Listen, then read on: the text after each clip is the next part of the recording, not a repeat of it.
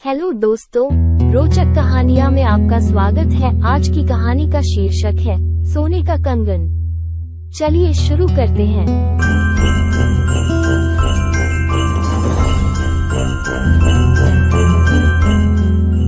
सालों पहले की बात है। काशी नगरी में रामदास नाम का एक मोची रहता था। वो काफी नेक दिल इंसान था। हर किसी की मदद के लिए हरदम तैयार रहता था। उसके पास कोई भी मदद मांगने के लिए आए तो उसे उदास होकर नहीं लौटना पड़ता था। एक दिन मोची रामदास रोज की तरह अपना मोची का सामान लेकर अपनी दुकान में बैठा हुआ था।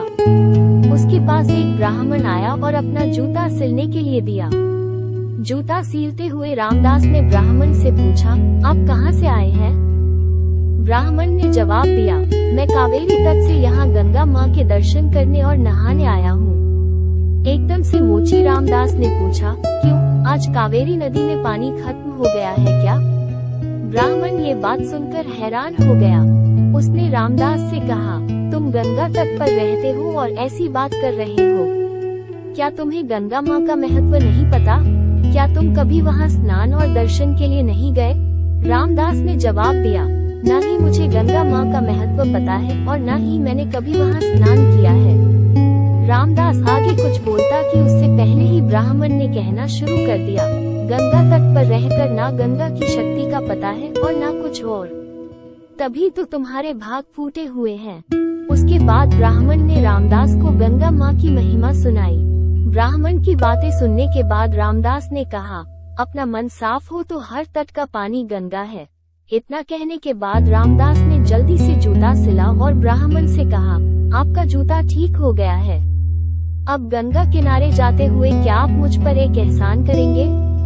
ब्राह्मण ने कहा, जरूर, बताओ क्या करना है। रामदास ने अपने जेब से एक साबुत सुपारी का टुकड़ा निकाला और कहा, आप जब गंगा में स्नान करेंगे तब उन्हें ये साबुत सुपारी अर्पण कर देना। ब्राह्मण ने रामदास के हाथ से वह सुपारी ली और गंगा के किनारे जाने लगे।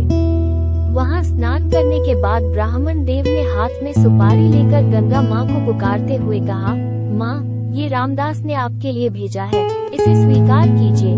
इतना कहकर ब्राह्मण ने उस साबुत सुपारी को गंगा में बहा दिया। थोड़ी ही देर में गंगा में से एक हाथ बाहर आया और ब्राह्मण के पास रुक गया। उस हाथ में सोने का एक कंगन था। उसी समय एक आवाज आई, मेरी तरफ से ये कंगन रामदास को दे देना। गंगा माँ की तरफ से रामदास के लिए सोने का कंगन आता देख ब्राह्मण हैरान हो गया। दंड ब्राह्मण ने कंगन को हाथ में उठा लिया। कंगन हाथ में लेते ही ब्राह्मण के मन में लालच आ गया। उसने सोचा कि मैं ये कंगन रामदास को नहीं दूंगा।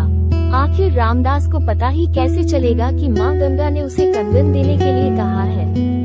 इस सोच के साथ ब्राह्मण आगे बढ़ने लगा।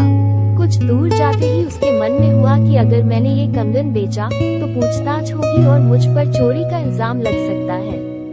मैं सीधे ये कंगन राजा को दे देता हूँ, वो खुश हो जाएंगे और इनाम भी देंगे। इसी सोच के साथ ब्राह्मण सीधे राजमहल पहुँच गया। वहाँ पहुँचते ही राजा को प्रणाम करके उस ब्राह्मण ने उन्हें कंगन भेंट कर दिया। उस कंगन की चमक से राजा और वहाँ मौजूद दूसरे लोग दंग रह गए। राजा ने कहा, ब्राह्मण देव, ये कंगन देखकर तो लग रहा है मानो ये स्वर्गलोक का है। राजा ने वो कंगन अपनी पत्नी को दे दिया।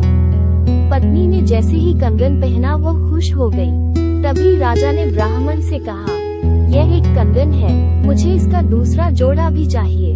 रानी दोनों हाथों में ये कंगन पहनेंगी तभी उनकी शोभा और बढ़ेगी। ये सुनते ही ब्राह्मण के पसीने छूट गए। राजा ने तुरंत पूछा, क्या हुआ, आप परेशान क्यों हो गए? ये कंगन चोरी का तो नहीं है ना? तुरंत ब्राह्मण ने जवाब दिया, नहीं नहीं राजा साहब, ये चोरी का नहीं है। तब राजा बोले, ठीक है, आप आज शाम तक दूसरा कंगन लाकर मुझे दे दो, तभी मैं मानूंगा कि यह चोरी का नहीं है। जी राजा साहब, कहते हुए घबराया हुआ ब्राह्मण राजा के दरबार से निकल गया। राजा ने अपने कुछ सिपाही ब्राह्मण के पीछे लगा दिए ताकि उन्हें कंगन का सच पता चल सके। राजमहल से निकालकर ब्राह्मण सीधा रामदास के पास गया। उसने गंगा माँ द्वारा दिए गए कंगन, उसके मन के लालच और राजा की फरमाइश सबके बारे में रामदास को बता दिया। उसके बाद रामदास से पूछने लगा कि दूसरा कंगन कैसे हासिल होगा। उसके बाद रामदास ने हाथ जोड़कर गंगा माँ से ब्राह्मण को बचाने की विनती की। 1 मिनट के बाद रामदास ने अपने सामने रखी एक बाल्टी में हाथ डाला और उससे वैसा ही कंगन निकाल लिया। ब्राह्मण ये देखकर हैरान हो गया। उसका पीछा कर रहे राजा के सिपाही भी यह चमत्कार देखकर दंग हो गए। ये सब देखकर वो सीधे राजा के पास पहुंच गए और उन्हें सारी बातें बता दी। इधर ब्राह्मण भी रामदास को धन्यवाद कहकर कंगन लेकर राजमहल निकल गया। वहां पहुंचते ही ब्राह्मण ने राजा को कंगन दे दिया। राजा ने उससे कुछ नहीं पूछा और चुपचाप कंगन ले लिया। कंगन लेने के बाद राजा खुद अपने सिपाहियों के साथ रामदास की दुकान पर गए और रामदास को गंगा माँ की भक्ति के लिए इनाम दिया। इस कहानी से हमें सीख मिलती है कि इंसान सिर्फ दिखावा करके कुछ हासिल नहीं कर सकता। भक्ति, मान सम्मान सब दिल से होना चाहिए। अगर कहानी पसंद आए तो लाइक, शेयर और सब्सक्राइब जरूर कीजिए। Thanks for watching.